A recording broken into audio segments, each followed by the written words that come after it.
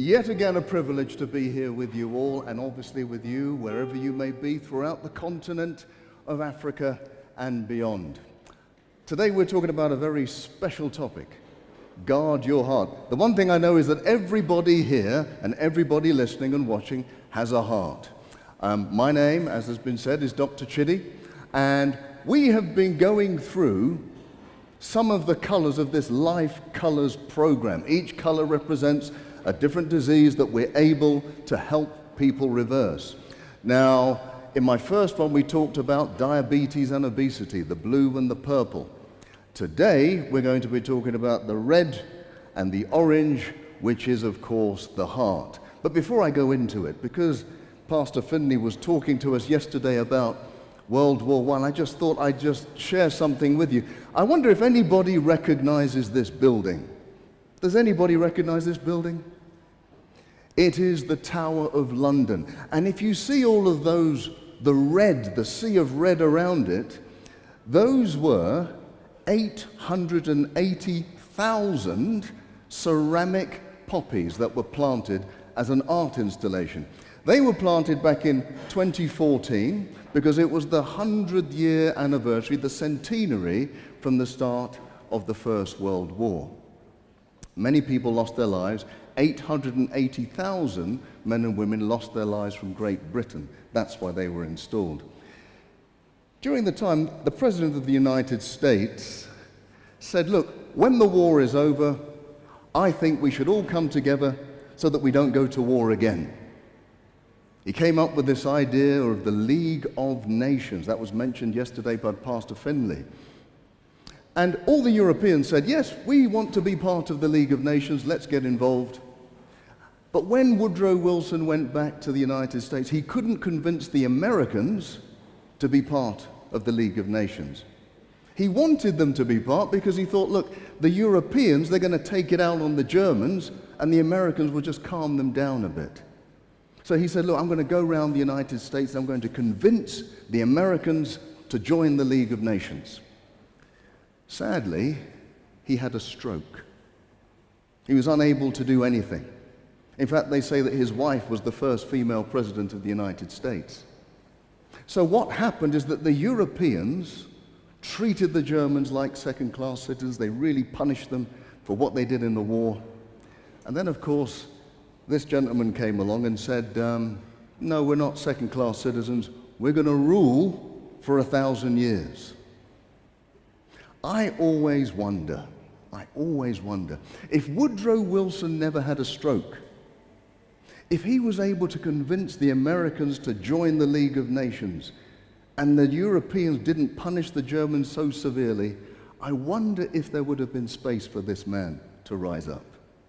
You see, our individual health is not just about our own health. It affects our loved ones. It can affect our communities. It can affect our country, it can affect the continent of Africa and beyond. Many people say to me, Dr. Chidi, yeah, I know, I hear what you say, but it's my body, I'll do what I want. Well, that's true, you can do what you want with your body. But when you get sick, who has to look after you? It's your family, it's your loved ones. No man, no woman is an island. We all are interrelated to each other, and that's why we're doing these talks. We want to free people to have freedom in their health, freedom in their families, freedom in the world. So, let's talk about what's next. Guard your heart. That's the whole topic. Now look, your heart starts to beat at about 6 weeks when you're in the womb. 6 weeks. And when it beats, it doesn't stop beating until you die. 60,000 miles of vessels you have in your bodies. The blood is moving at about 60 miles an hour. Did you know that? You probably didn't realize you're traveling so fast. All that is happening to get blood and nutrition to all of the tissues of the body. It goes into one side of the heart, gets oxygenated, goes out, and gets pumped out to all the regions of the body. But on Africa, you know, back in the 1950s, they decided to do a study on heart disease globally.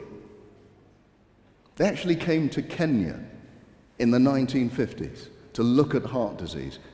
I tell you what they found. They found almost no heart disease in Kenya in the 1950s. Today, however, it's a different matter. Today, it's a different matter. We have almost 30% of people suffering from hypertension. If you can believe this statistic, about 60% of people are suffering from pre-hypertension, meaning that they're probably going to get high blood pressure in the next 10 days. What on earth has been going on? Well, heart disease is a big deal. It's when your arteries around your body start to close up, and we're going to look at why that happens. Why on earth do we get it? Is it genetic? I hear this question all the time. In fact, many doctors will tell you if you've got heart disease, it's because it's in the genes. Well, that's not quite right. If they tell you that, the first thing you should ask them is, have they discovered the gene for heart disease? They haven't found it yet. Have they discovered the gene for high blood pressure? They haven't found it yet. It's not really about the genes, it's more about our lifestyles. If we inherit something, it's the lifestyle. So I always say, don't blame your parents for your heart condition. You know, the Garden of Eden tells us a lot about blame, doesn't it? God blamed Adam, Adam blamed Eve, Eve blamed the serpent, and of course the serpent didn't have a leg to stand on. That probably doesn't translate well to many of you who don't know English, but those of you who know, you know. Look, let me talk about heart disease. What are the first signs of heart disease?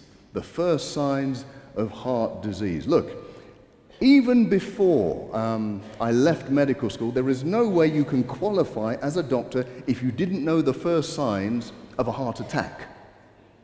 Chest pain, radiating to your neck, sweating, vomiting, all that sort of problem. But I always say, go way before that. What is the first sign of heart disease? It's this sort of lifestyle. It's if you are inactive, if you have a poor diet, if you're stressed all the time, if you're overweight, if you're smoking and if you're drinking, if you're doing these things and you don't have a diagnosis, I can guarantee inside your body you have heart disease already. Now, I have a colleague and a friend who I worked with many years ago, but he's a pioneer of heart disease reversal. What he did, he took a group of patients, all having severe heart disease, meaning that they're getting chest pains, they're getting strokes, all sorts of things, brought them into his home, and all he did was give them a healthy plant-based diet, no oils, no dairy, no sugar. I should say, of these 18 people, up to this event, they had between them 49 cardiac events, meaning a stroke, chest pain, angina, in the 8 years before the experiment. By just changing the diet, what he found was immediately, within weeks, the cholesterol levels came down. Within weeks, they were getting no symptoms at all. In fact, he followed them up for 11 years after. There were no cardiac events, just by changing the diet to a healthy plant-based diet. Let me show you some of the results here. This is the before and after of an angiogram. We inject people with a dye, it goes to the heart, and we can look at what the arteries look like. In the before, you can see that little kink in the artery. That's where the artery is closing down and it can't open up, and that's what's causing you the chest pain and can cause a heart attack. In the after, it looks completely normal. Let me tell you, I spent 6 months at Cambridge Hospital. It's called Papworth. It's one of the foremost hospitals for heart disease in the world. And I spent every day doing 3 bypass in the heart. 3. Now, if I came to my colleagues and I showed them the before and after and it looked like that, they would say, Chidi, well done. Great operation. Wonderful. But this was not an operation. This is the before and the after of people changing their diet. Now, let me ask you the question.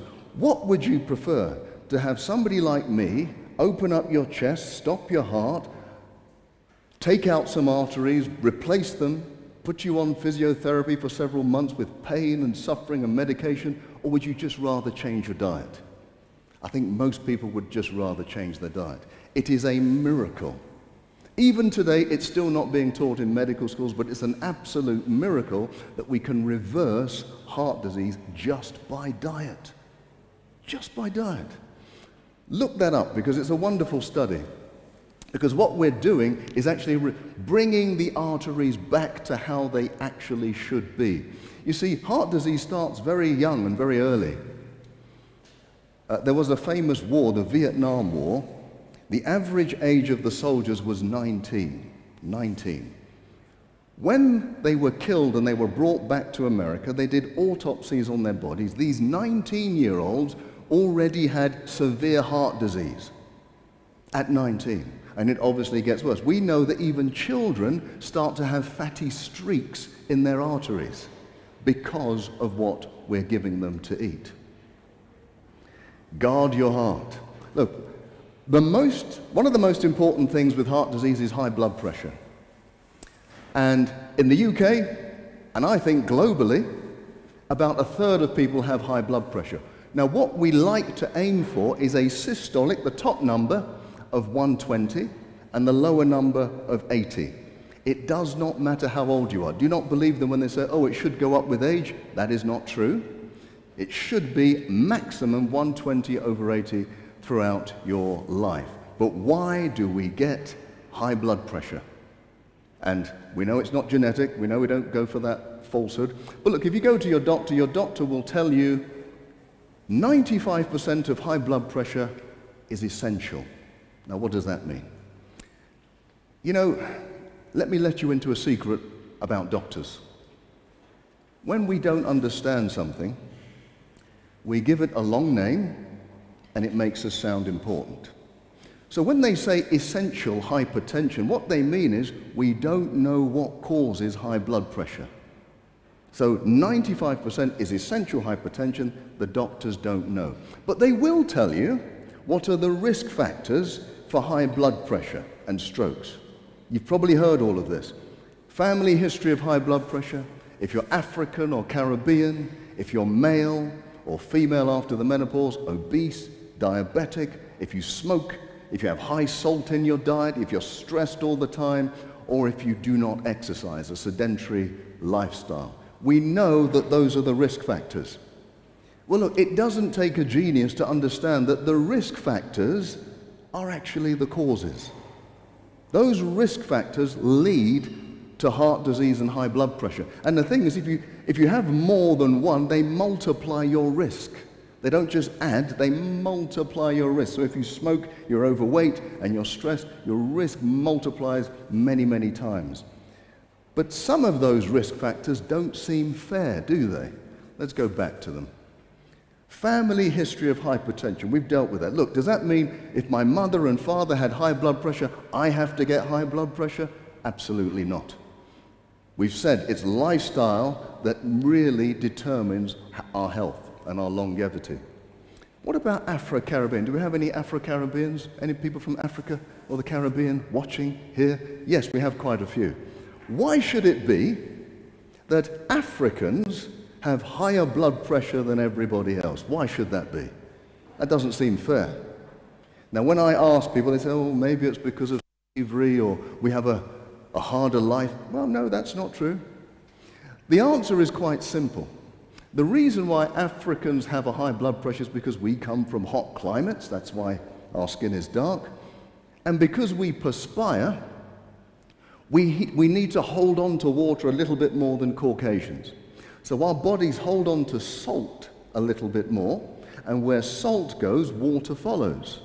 So because we hold on to salt more, and then we have a wonderful Western diet which is riddled with salt, we become much more sensitive to salt, and our blood pressure rises more than everybody else. But the good news is you just simply have to eat less salt. If you eat less salt, your risk goes down. Now, what about the third one? Why are men having higher blood pressure than women? Well, the answer is always obvious, because men have to live with women. Isn't that the answer? No? Okay. All right, maybe not. Okay. No, the real answer is that women have this hormone estrogen in their system, and up until the menopause, it actually lowers the blood pressure. After menopause, the blood pressure goes up just like everybody else. So those are the unfair or the seemingly unfair issues. Yesterday, Sister Finley was talking about water. Water is essential for lowering blood pressure. I must say I thoroughly I took notes from yesterday's talk. I thoroughly enjoyed that talk. Water absolutely is one of the cheapest, simplest ways to lower blood pressure. Let me explain why. Anybody love swimming here? Anybody love swimming? Okay, right. More Caucasian hands up than Africans. That makes sense. You see, the continent of Africa, we excel in middle distance running, right? We do. We win all. I mean, it's rare that an African doesn't win a middle distance or a long distance race. I'm yet to see an Olympic swimmer coming from the continent of Africa, maybe sometime soon. But let me explain something. Imagine trying to swim in a swimming pool filled with honey. Can you imagine that? Swimming in honey. Imagine how hard it would be. I mean, it'd probably take you a week to do a length. You'd be exhausted because it's so thick. You'd have to use so much force. Well, imagine your blood becomes thicker. The thicker your blood becomes, the more effort your heart will have to do to push it through the system. Now, what makes the blood thick? Low amounts of water. What do you have to do? Drink more water, your blood pressure comes down almost immediately. Almost immediately. That's the power of water. Okay. Now, hypertension is described as a disease. I look at it as a warning sign. Because if your blood pressure is going up, it's telling you that there are lots of things under the hood that are getting worse. So things like cancer, that's going to be caused by the stress hormones, Alzheimer's disease, anxiety, depression, irritable bowel syndrome, inflammatory bowel disease. All of these are bigger problems down the line if you don't deal with your high blood pressure, because your high blood pressure can be caused by stress, and those stress hormones, even if you get the right pill to lower your blood pressure, they're not going to deal with the cancer, they're not going to deal with the Alzheimer's. Let me show you this picture just to give you an example of what I'm talking about. This is a picture of my first car. My first car. It actually still looks quite good. That's not the actual car. My car looked a lot worse than that. I scraped up all the money I could get to purchase this car. When I purchased it, I didn't have enough money for petrol after. That was all my money. So when I started to drive it, and the warning lights were going off, I had no money to fix the car. So I just had to keep on driving. More warning lights came up. Then one day, steam came out of the engine, the car stopped. It became incredibly expensive for me to deal with. That's how I think about high blood pressure. It's a warning sign that something worse is coming down the line. And it demonstrates what I believe is one of the best descriptions of disease. This is from Ellen White. It says, disease is the effort of nature to free the system from conditions that result from a violation of the laws of health. That's what disease is. It's your body trying to deal with what you've done wrong. And that's what blood pressure is. So let me give you a further example. Because sometimes blood pressure really is essential. You need high blood pressure. Let me explain what I mean. Our brains, our hearts, our organs, they all need a certain amount of blood every hour, every minute, every day. Now, if those arteries get narrower because they're filled with plaques of fat and cholesterol, your brain still needs the same amount of blood. So how do you get the same amount of blood through a narrow tube? You have to push it faster. If you push it faster, the only way to do that is to raise your blood pressure, to push it faster, to make your heart beat faster. That is one of the conditions. So if you then start to remove that plaque by a healthy lifestyle, your blood pressure starts to come down, your risk starts to come down. And that is done with a healthy plant-based diet. And, you know, I would say that the key to high blood pressure, the food that I would recommend the most are greens. The darker, the better. The darker, the better. What they're able to do, they're able to cause your arteries to open up because they have a natural ingredient in them called nitric oxide. Now, nitric oxide, by the way, is the active ingredient of a drug called Viagra. Silence, okay? Nobody's ever heard of the drug Viagra, obviously. But that is the drug used for erectile dysfunction, for those of you who don't know. So greens contain the natural ingredient that will open up your arteries and allow you to have blood flowing to your brain and everywhere in your body.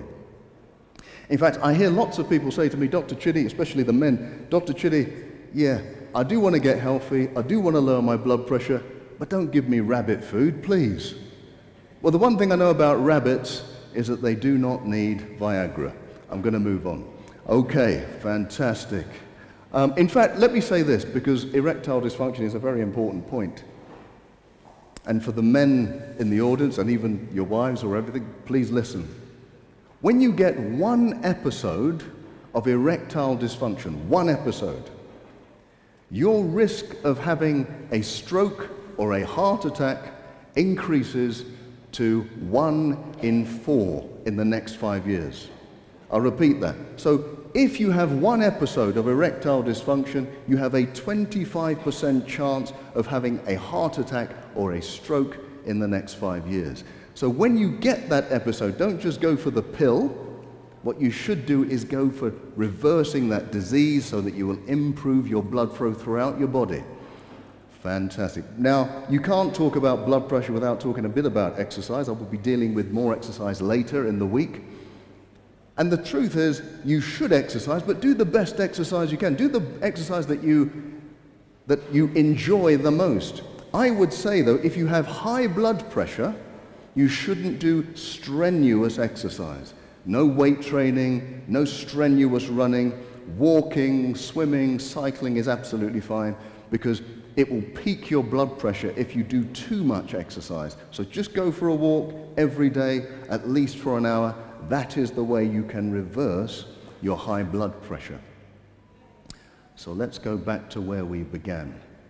You know, this was a very wise man, Solomon, when he came up with the idea, and he said, above all things, guard your heart with all diligence, for out of it springs the issues of life.